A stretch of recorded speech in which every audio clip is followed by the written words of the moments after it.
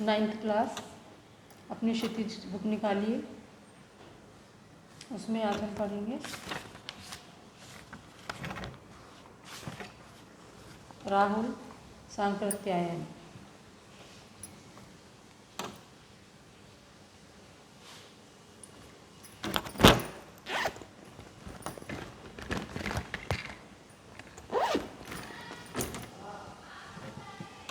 राहुल सांकृत्यायन का जन्म 1893 में उनके ननिहाल गांव पंधा, जिला आजमगढ़, उत्तर प्रदेश में हुआ था।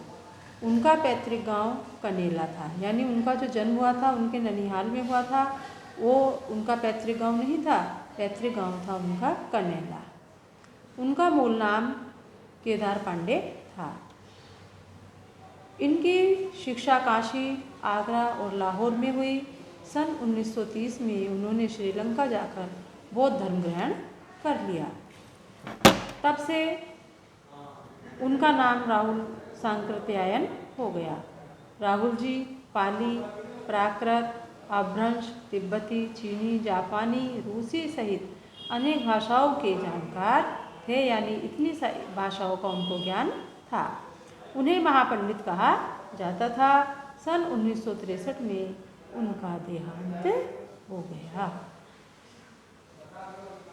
राहुल सांकृत्यायन ने उपन्यास, कहानी, आत्मकथा, यात्राव्रत, जीवनी, आलोचना, शोध आदि अनेक विधाओं में साहित्य सृजन किया। सृजन का मतलब होता है निर्माण, साहित्य लिखे यानी।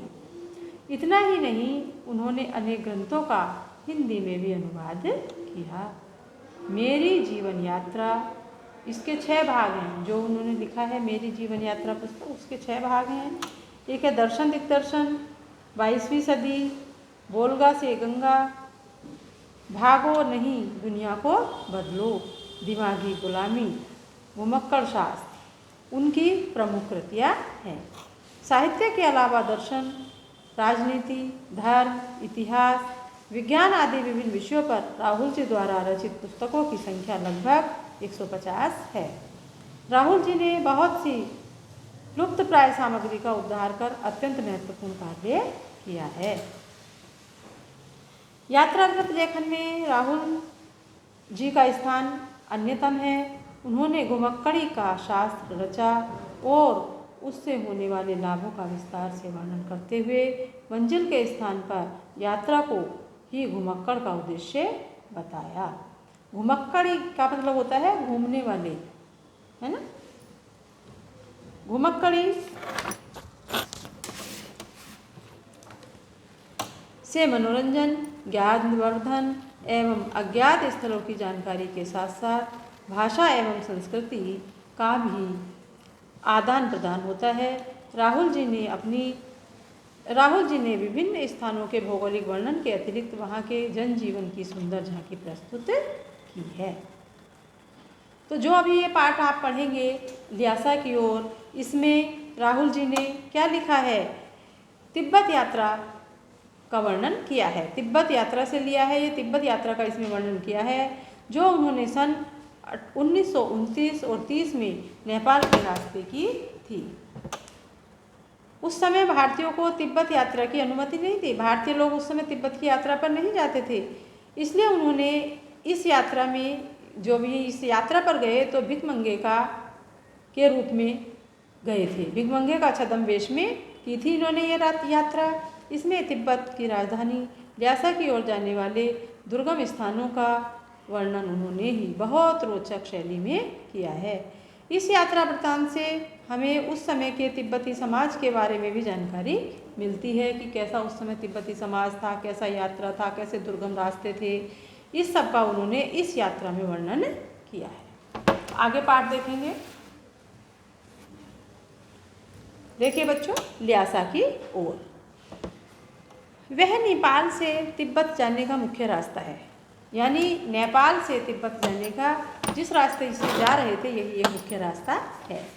फरी कलिंगपोर्ट का रास्ता जब नहीं खुला था तो नेपाल ही नहीं हिंदुस्तान की भी चीज़ें इसी रास्ते से तिब्बत जाया करती थी। यानी अब इस समय कौन सा रास्ता है, फरी कलिंगपोर्ट का रास्ता है जिससे अब जाया जाता है, लेकिन उस समय ये रास्ता नहीं था तो उस समय क्या था, नेपाल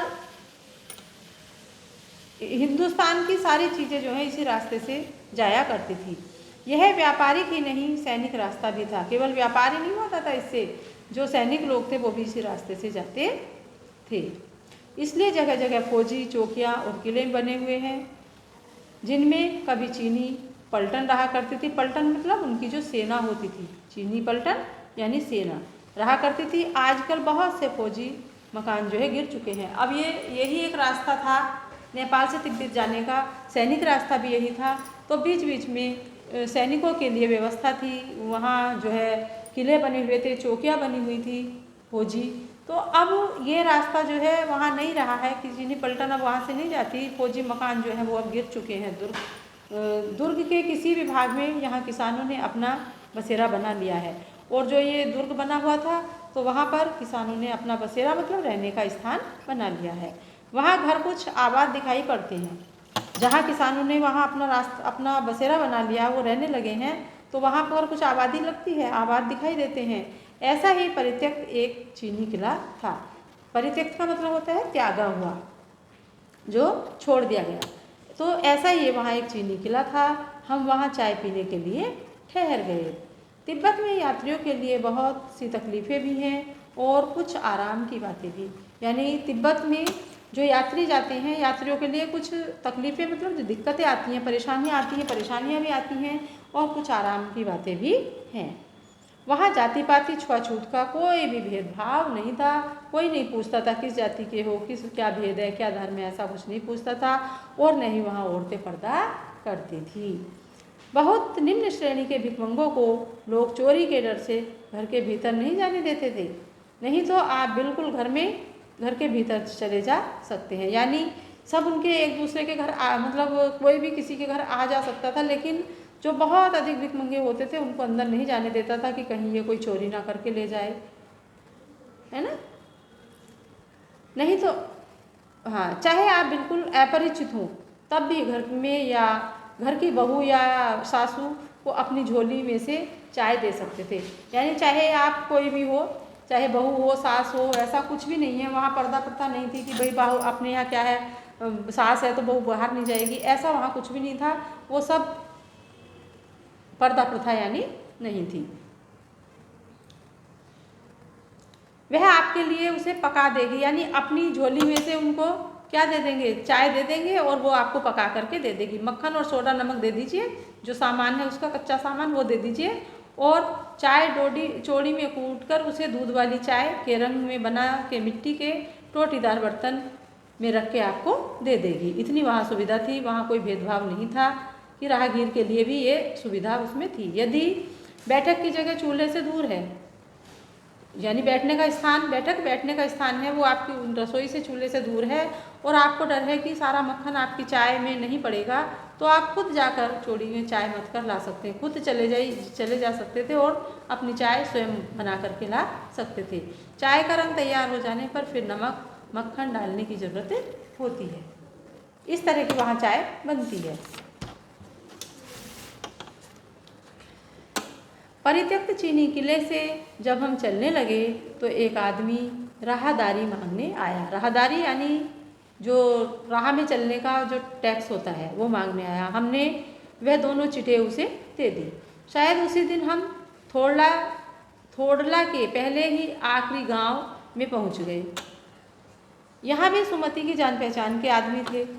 जो साथ में सुमति था लेखक के, उसकी जान पहचान के आदमी यहाँ भी थे, और भिखमंगे रहते हुए भी ठहरने के लिए अच्छी जगह मिल गई। यानी भिखमंगे को अच्छी जगह थोड़ी ठहराया जाता है, बाहर ही रखा जाता है। तो उसकी जान पहचान की वजह से भिखमंगे होते हुए भी उनको ठहरने के लिए अच्छी जगह मिल गई। 5 साल बाद हम इसी रास्ते लौटे थे और भिखमंगे नहीं, एक भद्र यात्री के भेष में घोड़ों पर सवार होकर आए। अब जब गए थे तो किस में गए थे, लेखक और सुमति? भिखमंगे के वेश में। लेकिन जब वहाँ से वापस लौटे तो वो भिखमंगे के वेश में नहीं लौटे, घोड़े पर चढ़े हुए भद्र के वेश में वहाँ से लौटे। किंतु उस वक्त किसी ने हमें रहने के लिए जगह नहीं दी और हम गांव के एक सबसे गरीब झोपड़े में ठहरे। इधर से गए थे तो अच्छी जगह मिल गई थी, लेकिन उधर से लौटते समय वो एक झोपड़े में ठहरे। बहुत कुछ लोगों की उस वक्त की मनोवृत्ति पर निर्भर है, खासकर शाम के वक्त 6 पीकर बहुत कम होश हवास में को दुरुस्त रखते हैं। यानी वहाँ की एक प्रचलन है, वहाँ की प्रथा है कि खास करके अधिकतर जो है शाम को क्या है करते हैं लोग, 6 एक पदार्थ होता है पीने का, जो नशीला पदार्थ होता है, लोग उसको पी करके होश हवास में मतलब दुरुस्त होकर के रखते हैं अपने को, उसको ज़रूर पी के रखते हैं, नशे में रहते हैं। अब हमें सबसे विकट डांडा डोरला पार करना था। डांडे तिब्बत में सबसे खतरे की जगह है, यानी तिब्बत में जो सबसे खतरे की जगह है ये क्या है, डांडा। अब लेखक को कहाँ डांडे का जो थोड़ला था उसको पार करना था। 16-17 हज़ार फीट की ऊंचाई होने के कारण उनके दोनों तरफ मीलों तक कोई गांव या गिराव नहीं होते थे। गांव या कोई बस्ती आबादी ऐसे नहीं होती थी। नदियों के मोड़ और पहाड़ों के कोने के कारण बहुत दूर तक आदमी को देखा नहीं जा सकता।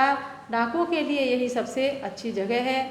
तिब्बत में गांव में आकर खून हो जाए तब तो खूनी को सजा भी मिल सकती है, लेकिन इस निर्जन स्थान में मरे हुए आदमियों के लिए कोई परवाह नहीं करता था। सरकार खुफिया विभाग और पुलिस पर उतना खर्च नहीं करती और वहाँ गवाह भी हो तो कोई नहीं मिल सकता था। यानी वहाँ पर कोई चाहे वहाँ जैसा अपने यहाँ पुलिस विभाग होता है वैसा वहाँ पुलिस विभाग वगैरह नहीं होता। निर्जन वन में कोई किसी को मार दे तो किसी को कोई परवाह नहीं होती थी, मरे तो मर जाए। अपने यहाँ तो क्या है उसकी छानबीन होती है ना, तो उसका पता लगाया जा सकता है। वहाँ पर ऐसा नहीं था, कोई किसी को मार करके कहीं भी गिरा दे, कोई खुफिया पुलिस वगैरह वहाँ नहीं होती थी।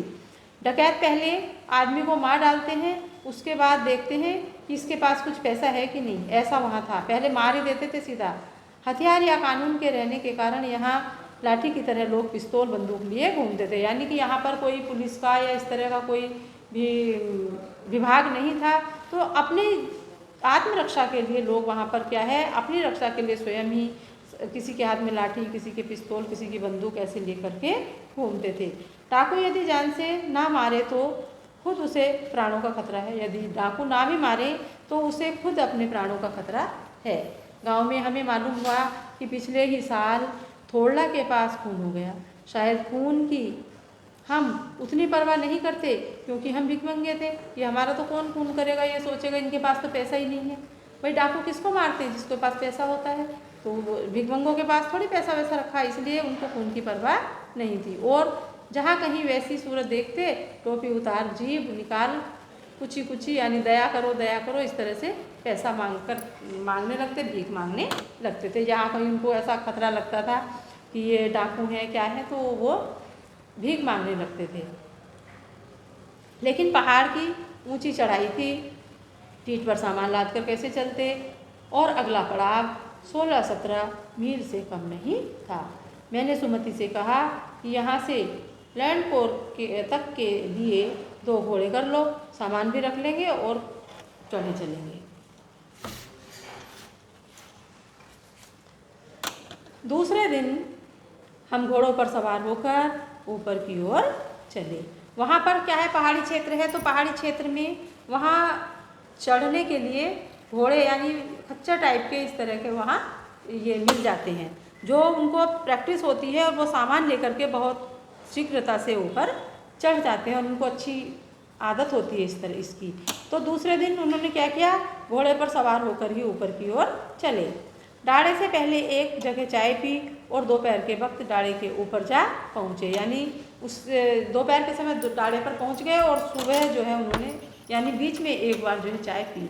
हम समुद्र तल से 17-18 हज़ार फीट ऊंचे खड़े थे। हमारी दक्षिण तरफ पूरब से पश्चिम की ओर हिमालय के हजारों श्वेत शिखर चले गए थे। भीटे की ओर दिखने वाले पहाड़ बिल्कुल नंगे लग रहे थे। जो पहाड़ दिख रहे थे अंदर वो बिल्कुल नंगे लग रहे थे, यानी उस पर कोई भी पेड़ पौधा हरियाली ऐसा कुछ भी नहीं था। केवल वहाँ थी तो क्या थी, बर्फ़ की सफ़ेदी। ऐसे वहाँ बर्फ़ से ढके हुए वहाँ पेड़ ये पर्वत थे। उत्तर की तरफ बहुत कम बर्फ़ वाली चोटियाँ दिखाई पड़ रही थी और उत्तर की तरफ जो था वो क्या था, बहुत कम बर्फ़ वाली चोटियाँ थी। सर्वोच्च स्थान पर डाड़े के देवता का स्थान था। जो पत्थरों के ढेर में जानवरों के सींगों और रंग बिरंगे कपड़ों की झंडियों से सजाया गया था। अब हमें बराबर ऊंचाई पर चलना था। अब हमें बराबर यानी वहाँ ऊपर तक तो पहुँच गए थे। अब क्या है, अब लेखक ने उतरना शुरू किया। अब उतरने के लिए चलना था। चढ़ाई तो कुछ दूर थोड़ी मुश्किल थी, लेकिन उतराई बिल्कुल नहीं। ये चढ़ना तो मुश्किल था और उतरना तो सरल हो जाता है ना, तो उतरना बिल्कुल भी मुश्किल नहीं था। शायद 2-1 और सवार साथी हमारे साथ चल रहे थे। मेरा घोड़ा कुछ धीमे चलने लगा। मैंने समझा कि चढ़ाई की थकावट के कारण ऐसा कर रहा है और उसे मारना नहीं चाहता था। धीरे धीरे वह बहुत पिछड़ गया। यानी लेखक जब उतर रहा था तो लेखक का घोड़ा धीरे धीरे चलने लगा और चलते चलते घोड़ा जो है बिल्कुल पिछड़ गया। मैं दैनिक वस्तुओं की तरह अपने घोड़े पर घूमता हुआ चला जा रहा था। जान नहीं पड़ता था कि घोड़ा आगे जा रहा है या पीछे, यानी घोड़ा जो है बीच में उसको धोखा दे दिया घोड़े ने। ऐसा नहीं लग रहा था घोड़ा आगे जा रहा है या पीछे जा रहा है, और मैं घोड़े पर सवार था। मैं बाएं का रास्ता ले 1.5 मील चला गया, यानी अपने बाईं साइड अपना रास्ता लेकर के 1.5 मील चला गया। और एक घर में पूछने से पता लगा कि लैंडपोर का रास्ता दाहिने हाथ वाला था। यानी बहुत आगे निकल गया। 1.5 किलोमीटर 1.5 मील जाने पर उसने जब कहीं पूछा कि लेखक को कहाँ जाना है, तो वो गलत रास्ते पर चला गया और वहाँ से पता लगा कि ये जो रास्ता है, जिस रास्ते से आए उसके दाहिनी तरफ से वो रास्ता मुड़ता है। फिर लौटकर उसी को पकड़ा, फिर उसी रास्ते पर लेखक आ गया। 4-5 बजे के करीब मैं गांव से मील भर पर था। तो सुमति इंतजार करते हुए मिले, तो वहाँ आ गया तो सुमति वहाँ इंतजार कर रहे थे। मंगोलों का मुंह वैसे ही लाल था जैसे मंगोलों का मुंह वैसे ही लाल होता है, और अब तो वह पूरे गुस्से में था। उन्होंने कहा, मैंने 2 टोकरी कंडे फूंक डाले, 3 बार चाय को गर्म किया। मैंने बहुत नरमी से जवाब दिया, लेकिन मेरा कसूर नहीं है। मित्र, देख नहीं रहे हो कैसा घोड़ा मुझे मिला है? मैं तो रात तक पहुंचने की उम्मीद रखता था। खैर, सुमति को इतनी जल्दी गुस्सा आता था, उतनी ही जल्दी वह ठंडा भी हो जाता था। लैंडपोर के वह एक अच्छी जगह ठहरे थे। यहाँ भी उनके अच्छे यजमान थे। पहले चाय सत्तू खाया था और रात को गर्मा गर्म थुक्पा यानी कि एक पेय पदार्थ है पीने वाला, वो मिला।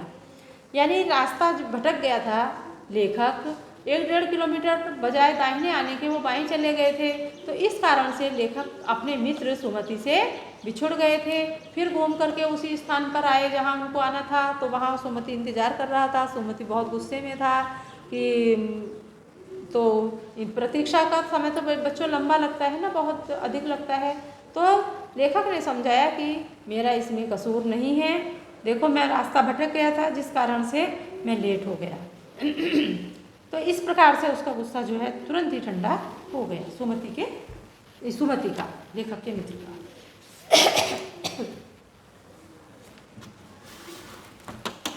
आगे पढ़े बच्चों। अब हम तिगरी के विशाल मैदान में थे। अब कहाँ, जो ये लैंडपोर का रास्ता था वहाँ पर ठहर गए, और ठहरने के लिए उनके यजमान उनको अच्छे मिल गए। किस वेश में गए हुए थे वो? एक भिखमंगे के वेश में, है ना।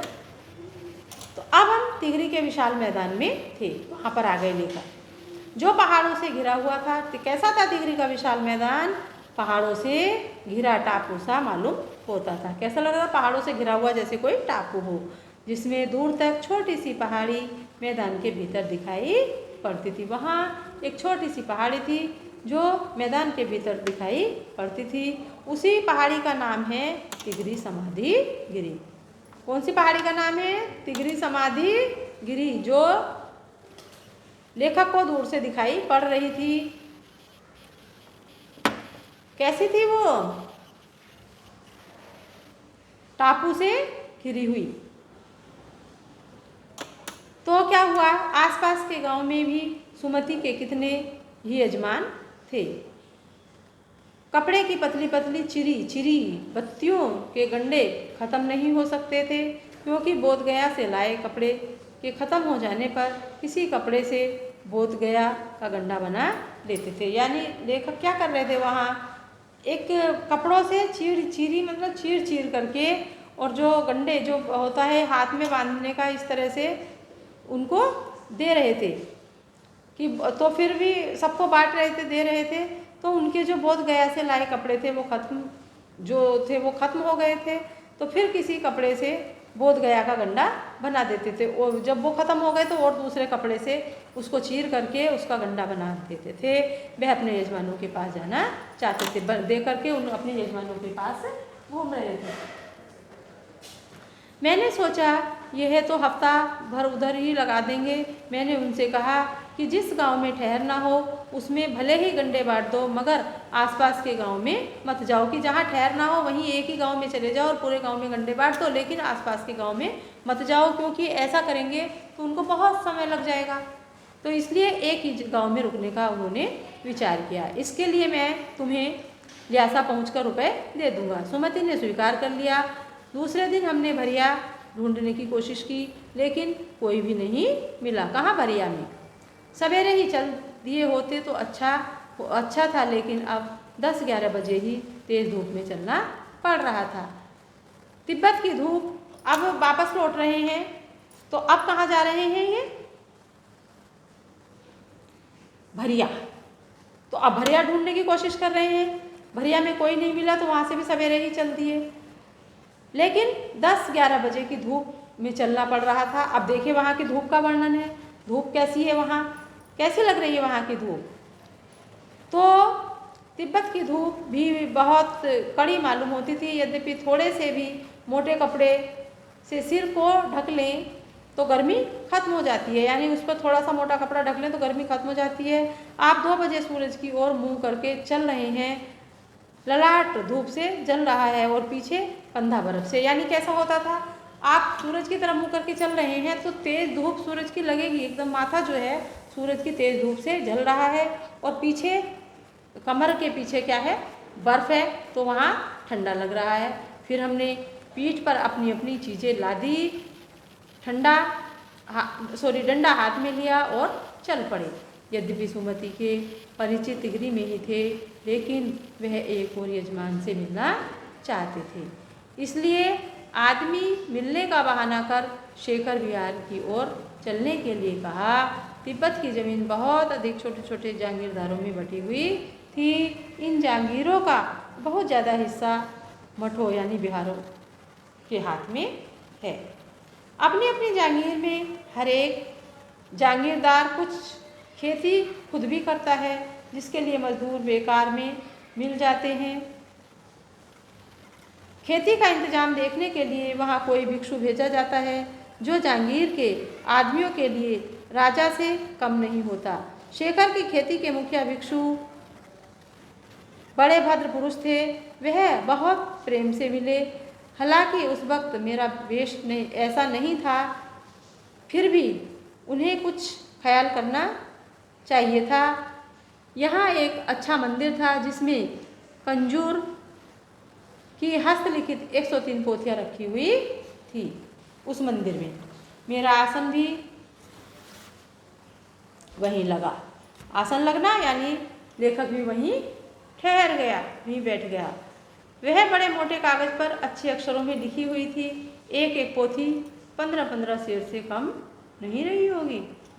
सुमति ने फिर आसपास अपने यजमानों के पास जाने के बारे में पूछा। मैं अब पुस्तकों के भीतर था। उन्होंने क्या, लेखक अब पुस्तकों को पढ़ने में लीन हो गए। पुस्तकों के भीतर होने यानी पुस्तकों में लीन हो जाना, पढ़ने में लीन हो जाना। इसलिए मैंने उन्हें जाने के लिए कह दिया। दूसरे दिन वह गए। मैंने समझा था 2-3 दिन लगेंगे, लेकिन वह उसी दिन दोपहर बाद चले आए। तिगरी गांव वहाँ से बहुत दूर नहीं था। हमने अपना अपना सामान पीठ पर उठाया और भिक्षु नमसे से विदाई लेकर वहाँ से वापस चल पड़े।